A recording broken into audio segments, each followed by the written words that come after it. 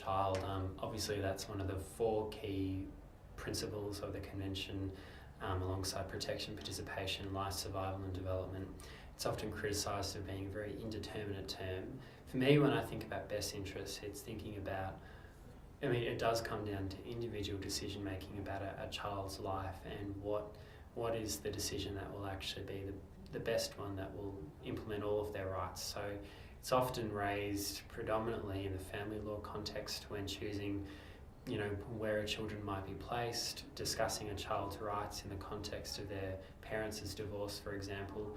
So I think in those situations it is going through a balancing process of the ways that a child's well-being can best be met in that situation.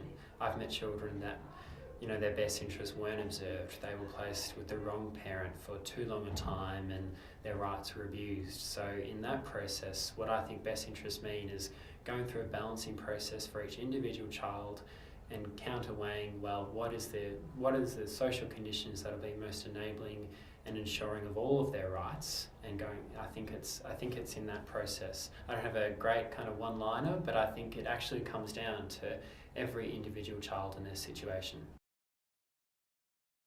Okay. Businesses can impact on the entire range of children's rights, so it's very important for business to understand those various impacts that they might have on children's rights and how they might impact on the best interests of the child. The types of issues that pop up in relation to business and children's rights might be child labour, access to medicine, access to education, issues relating to resettlement, so when communities are resettled, how it might impact on children in particular.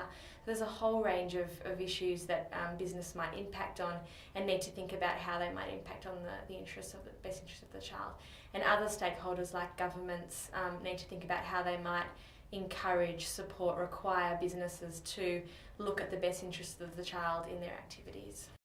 Well, the best interest of the child is obviously one of the 4 guiding principles of the Convention on the Rights of the Child, and the Convention itself actually obliges states to incorporate that principle into its legislative, administrative, judicial and other processes.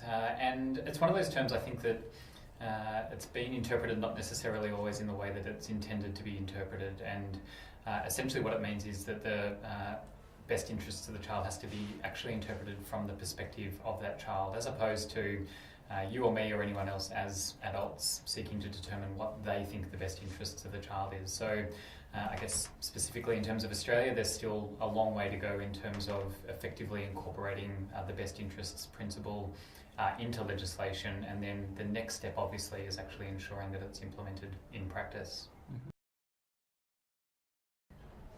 It's contested everywhere you go. It's contested, the notion of best interests of the child, but it's a useful tool, and it's a useful tool in terms of working with communities, but also working with governments around a yardstick, if you like.